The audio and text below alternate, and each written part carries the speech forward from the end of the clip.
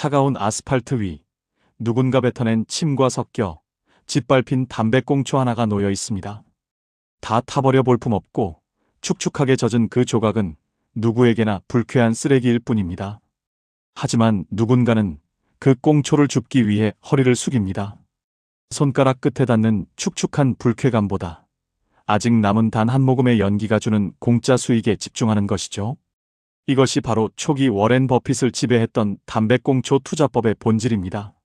세상에서 가장 형편없는 기업이라도 충분히 싼 가격에 산다면 마지막 한 모금의 수익은 온전히 내 것이 된다는 잔혹할 정도로 냉정한 계산입니다. 1950년대 미국 뉴잉글랜드의 공기는 기름 냄새와 눅눅한 면사먼지로 가득했습니다. 한때 지역 경제의 심장이었던 방직 공장들은 남부의 저렴한 인건비와 해외 수입품의 거센 파도 앞에 숨을 헐떡이고 있었죠. 거대한 기계들이 굉음을 내며 돌아가고 있었지만 그 소리는 활기찬 생산의 노래라기보다 몰락해가는 제국의 비명에 가까웠습니다. 면직물 가격은 바닥을 쳤고 창고에는 팔리지 않은 재고가 산더미처럼 쌓여갔습니다. 이곳은 희망이 거세된 죽어가는 거인의 무덤이었습니다. 1955년 이 죽어가는 산업의 두 거두가 생존을 위해 손을 맞잡았습니다. 버크셔 파인 스피닝과 해서웨이 매뉴팩처링의 합병. 그렇게 탄생한 버크셔 해서웨이는 당시 뉴잉글랜드 전체 면직물 생산량의 10%를 차지하는 거대 기업이었습니다. 하지만 몸집이 크다고 해서 병색이 깊지 않은 것은 아니었죠. 합병 직후부터 회사는 쇠퇴의 길을 걸었습니다. 10년도 채 되지 않아 기업 가치는 절반 이하로 폭락했고 공장들은 하나둘 문을 닫으며 노동자들을 차가운 거리로 내몰았습니다. 30 초반의 젊은 투자자 워렌 버핏의 눈에는 이 몰락의 냄새가 오히려 기회로 읽혔습니다. 그는 재무제표의 숫자 너머를 보았습니다. 회사가 가진 기계와 공장 부지를 다 팔아치워도 지금 주가보다는 많이 받겠는데? 라는 지극히 산술적인 확신이었죠. 버핏에게 버크셔 해서웨이는 입에물 가치가 있는 명품 시가가 아니었습니다. 길바닥에 버려진 하지만 아직 한 모금의 가치가 남은 무료 담배꽁초였을 뿐입니다. 그는 1962년부터 은밀하게 그리고 집요하게 이 죽어가는 기업의 주식을 사모으기 시작했습니다. 하지만 이 마지막 한 모금은 버핏의 입안에 지독하게 매운 연기를 남겼습니다. 당시 경영진이었던 시베리 스탠턴은 버핏에게 주식을 주당 11.5달러에 사주겠다고 약속했지만 공식 제안서에는 11.375달러를 적어보냈습니다. 고작 12.5센트의 차이.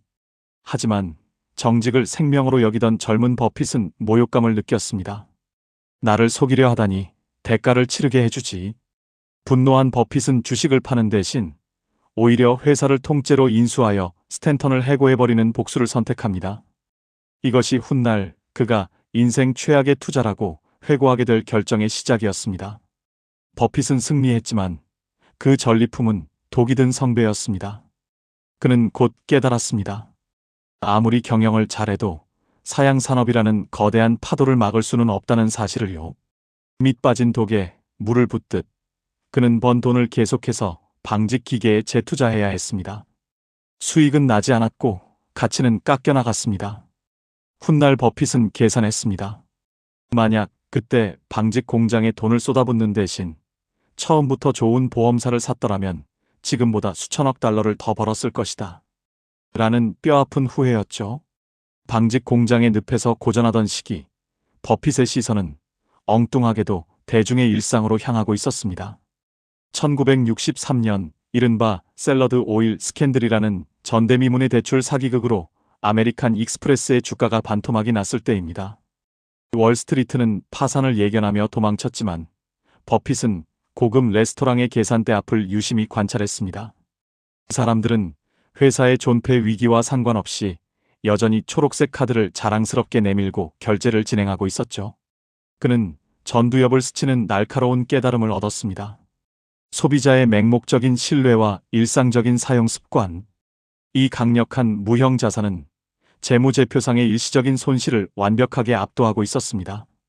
수치로 환산할 수 없는 브랜드의 해자를 발견한 버핏은 파산의 공포가 지배하는 시장에서 아메리칸 익스프레스의 지분을 개걸스럽게 쓸어담아 막대한 부를 창출해냅니다. 일상 소비재의 위력을 확인한 버핏은 이제 그 투자를 뒷받침할 영구적인 자본의 원천을 찾아 나섭니다. 방직 공장처럼 끝없이 돈을 먹어치우는 제조업의 한계를 뼈저리게 느꼈기 때문이죠. 1967년 그는 고향 오마하에서 내셔널 인뎀니티라는 작은 보험사를 단 860만 달러에 인수합니다. 오늘날의 가치로 보면 푼돈에 불과한 이 금액이 훗날 1조 달러 제국을 떠받칠 거대한 심장이 될 줄은 아무도 몰랐습니다. 버핏이 보험업에서 발견한 마법의 단어는 바로 플로트였습니다. 보험은 참으로 묘한 사업입니다. 고객은 사고가 날지 안 날지도 모르는 상태에서 먼저 보험료를 냅니다. 보험사는 그 돈을 받아서 금고에 넣어두죠. 그리고 나중에 정말 사고가 났을 때만 돈을 내어줍니다. 보험료를 받는 시점과 보험금을 지급하는 시점 사이의 거대한 시차. 그 기간 동안 보험사 금고에 머무는 거대한 남의 돈이 바로 플로트입니다. 이 플로트의 진정한 위력은 비용에 있습니다. 보통 기업이 투자를 위해 돈을 빌리려면 은행에 막대한 이자를 내야 합니다. 하지만 보험사의 플로트는 다릅니다. 보험 영업에서 손해만 보지 않는다면 이 돈은 이자가 전혀 없는 영원짜리 대출과 같습니다. 심지어 보험 효율이 좋아 수익이 나면 돈을 빌렸으면서 오히려 돈을 받는 기적 같은 일이 벌어집니다. 버핏은 이 공짜 자본을 활용해 다른 위대한 기업들을 사냥할 무기를 장착한 셈입니다. 내셔널 인뎀니티를 인수할 당시 버핏이 손에 쥐었던 플로트는 1600만 달러였습니다. 하지만 이 샘물은 시간이 흐를수록 거대한 폭포로 변했습니다. 버크셔 해서웨이가 성장하고 더 많은 보험사를 인수할수록 금고에 쌓이는 공짜 돈의 규모는 기하급수적으로 불어났습니다. 오늘날 그 규모는 무려 1710억 달러, 우리 돈으로 약 230조 원에 달합니다. 전 세계 어떤 은행도 부럽지 않은 거대한 자본의 요새가 오마하의 평원 위에 세워진 것입니다. 하지만 막대한 총알을 장전했음에도 버핏은 여전히 싼 주식을 줍는 담배꽁초 사냥꾼의 본능을 완전히 버리지 못하고 있었습니다. 자욱한 시가 연기가 맴도는 어두운 마호가니 클럽 안 차가운 정적을 깨고 날카로운 메스처럼 파고든 목소리가 있었습니다. 두꺼운 안경 너머로 세상의 이면을 꿰뚫어 보던 변호사 찰리 멍거. 그는 숫자에 매몰된 버핏의 귓가에 조용하지만 묵직한 일침을 던졌습니다. 그는 숫자가 전부라고 믿던 버핏의 귓가에 조용하지만 묵직한 파문을 던졌습니다. 적당한 회사를 싼 값에 사려는 그 알량한 습관을 당장 버리게. 멍거의 철학은 지극히 단순하면서도 우아했습니다. 훌륭한 기업을 적당한 가격에 사는 것이 적당한 기업을 훌륭한 가격에 사는 것보다 훨씬 낫다는 진리였죠. 버핏의 손끝은 오랫동안 길들여진 장부의 거친 질감을 맴돌았지만 이내 낡은 계산기를 밀어냈습니다. 오직 얼마나 싼가에만 집착하던 담배꽁초 사냥꾼이 처음으로 기업의 진짜 가치라는 눈에 보이지 않는 영혼을 응시하기 시작한 순간이었습니다. 1972년 캘리포니아의 따스한 햇살 아래 달콤한 코코아와 짙은 캐러멜 향기가 진동하는 곳. 바로 시즈캔디의 매장 앞이었습니다. 한 투자 컨설턴트의 제안으로 이 50년 된 초콜릿 가족 기업이 매물로 등장했습니다. 오직 최상급 초콜릿만을 고집해온 이 가족 기업은 사람들의 미각을 넘어 무의식 깊은 곳에 행복한 기억으로 자리 잡고 있었습니다. 하지만 이 기업의 장부상 순자산 가치는 800만 달러에 불과했습니다. 그럼에도 시즈캔디는 장부 가치의 3배가 넘는 2,500만 달러를 요구했습니다. 뼛속까지 가치 투자자였던 버핏의 미간이 깊게 파였습니다.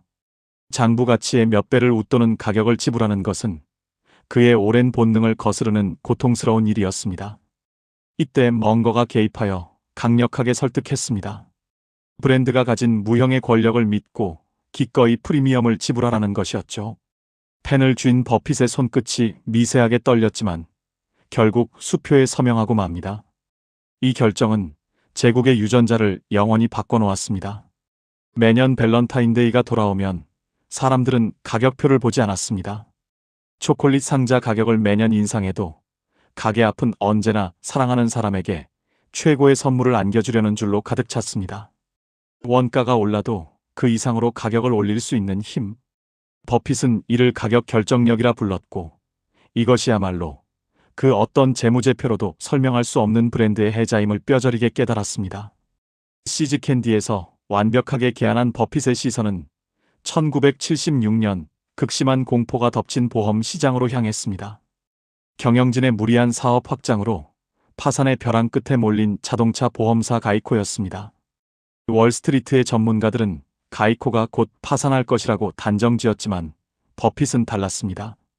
중간 상인 없이 다이렉트로 보험을 파는 가이코의 비즈니스 모델은 일시적 경영난만 넘기면 절대 무너지지 않을 압도적인 원가 경쟁력을 지니고 있었기 때문입니다. 그는 공포에 질린 시장 한가운데서 오히려 맹렬하게 가이코의 지분을 사들여 대주주로 등극합니다. 과거처럼 다 타버린 담배꽁초를 주운 것이 아니었습니다. 찰리 먼거의 가르침대로 일시적인 폭풍우를 맞고 헐값에 던져진 위대한 브랜드를 건져 올린 완벽한 진화의 증명이었습니다. 1987년 블랙 먼데이. 전 세계 주식 시장이 하루아침에 22%나 폭락하며 핏빛 비명소리가 진동하던 날, 버핏은 공황에 빠진 모니터 대신 사람들이 무의식적으로 소비하는 찰나의 순간을 응시했습니다. 사람들은 주식 계좌가 녹아내리는 극도의 스트레스 속에서도 입안을 톡 쏘는 달콤한 탄산의 유혹을 포기하지 않았습니다. 바로 코카콜라였습니다. 뇌의 보상회로를 자극하는 코카콜라는 단순한 설탕물이 아니었습니다. 인류의 무의식에 깊게 각인된 결코 끊을 수 없는 화학적 해자 그 자체였죠. 버핏은 1988년부터 맹렬하게 코카콜라 주식을 쓸어 담아 가장 강력한 현금 창출기를 포트폴리오에 편입시킵니다. 매일 아침 수억 명의 사람들이 자발적으로 버크셔의 금고를 채워주는 완벽한 파이프라인을 구축한 것입니다. 이러한 일상 침투 전략은 거침없이 이어졌습니다. 경제 위기가 와도 수염은 자라납니다. 버크셔는 1989년 사람들의 아침 거울 앞을 지배하는 질레트 주식을 대거 매입하며 또 하나의 완벽한 독점 소비재를 장착합니다. 매일 반복되는 평범한 일상의 습관들이 자본의 성벽으로 굳어지는 과정이었습니다. 일상 소비재 지배력을 확인한 버핏은 투자의 형태마저 진화시킵니다. 1996년 1월 그는 20년 전 위기 때 매입하여 보유하고 있던 가이코의 나머지 49% 지분마저 온전히 집어삼키며 완전한 100% 자회사로 편입시킵니다. 23억 달러라는 거대한 자금이 투입된 이 거래는 버크셔 해서웨이가 기업의 주식을 일부 보유하는 것을 넘어 위대한 비즈니스 전체를 통째로 소유하고 지배하는 지주회사로 탈바꿈했음을 알리는 거대한 신호탄이었습니다. 시간이 흘러 2000년대 초반 버크셔의 거대한 자본은 일상 소비재를 넘어 국가 인프라 산업으로 촉수를 뻗기 시작했습니다. 미드 아메리칸 에너지를 인수하며 전력망과 풍력, 태양광 발전소 등 실물 경제의 뼈대를 개걸스럽게 삼키기 시작했죠. 막대한 초기 투자가 필요하지만 한 번 구축해두면 영원히 독점적인 현금을 창출해내는 마법의 비즈니스였습니다. 그리고 2008년 서브프라임 모기지 사태의 거대한 해일이 다시 한번 자본주의의 심장부를 강타했습니다. 월스트리트의 엘리트들이 파산의 공포에 질려 모니터 앞을 떠날 때 버핏의 시선은 엉뚱하게도 책상 위에 펼쳐진 낡은 미국 지도 위를 향하고 있었습니다. 모두가 금융 시스템의 종말을 이야기할 때 그는 피 묻은 거리에서 인프라 베팅의 정점을 찍을 준비를 하고 있었습니다. 그가 주목한 것은 거대한 철덩어리, 대륙을 횡단하는 거대한 혈관인 벌링턴 노던 산타페 철도였습니다.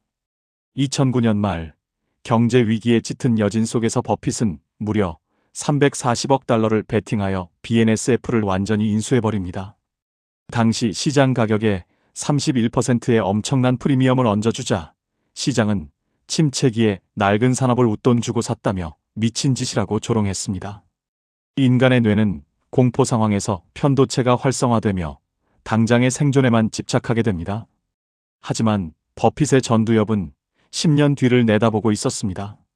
새로운 대륙 횡단 철도를 깔기 위해 천문학적 토지를 매입하고 환경 규제를 뚫는 것은 사실상 불가능합니다.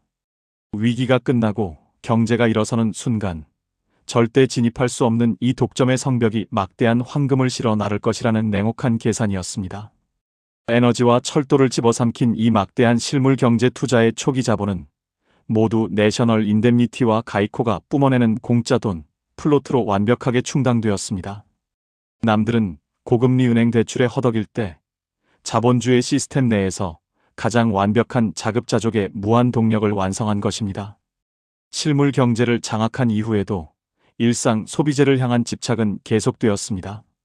2014년 과거 투자했던 질레트의 지분이 프록터 앤 갬블로 넘어간 뒤 버크셔는 이 주식을 듀라셀 배터리 사업부의 완전 인수와 맞바꾸는 마법 같은 거래를 성사시킵니다.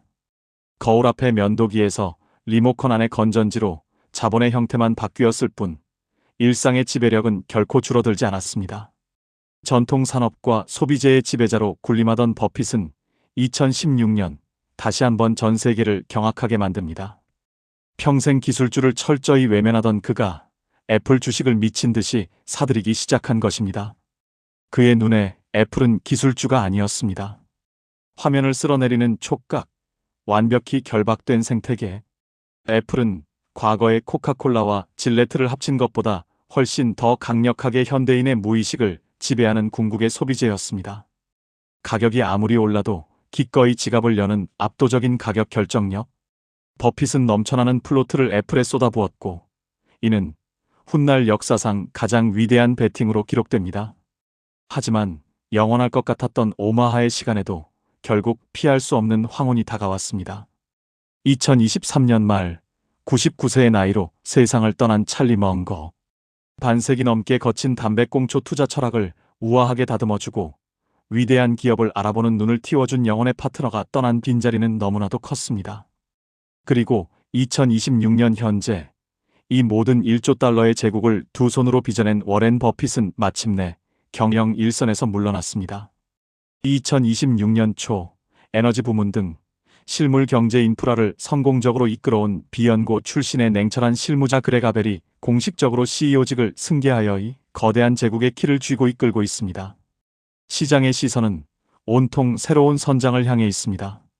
창업자가 떠난 후에도 버크셔의 에버그린 시스템은 온전히 작동할 수 있을까? 전문가들은 본격적으로 막을 올린 포스트 버핏 시대가 과거와 완전히 다른 시험대가 될 것으로 분석합니다. 천재적인 두 거장의 동물적인 투자 감각이 배제된 채 철저하게 짜인 자본 배분 시스템 그 자체의 내구성을 증명해야 하기 때문입니다. 또한 금고에 쌓인 유례 없이 막대한 수백조 원의 현금을 활용해 과거의 영광을 재현할 거대한 코끼리를 사냥해야 하는 무거운 숙제도 남아 있습니다. 그럼에도 불구하고 거인이 남긴 유산의 뼈대는 쉽게 흔들리지 않을 것으로 보입니다. 버크셔 해서웨이의 가장 강력한 방패는 바로 자회사 경영에 일절 간섭하지 않는 완벽한 독립성입니다.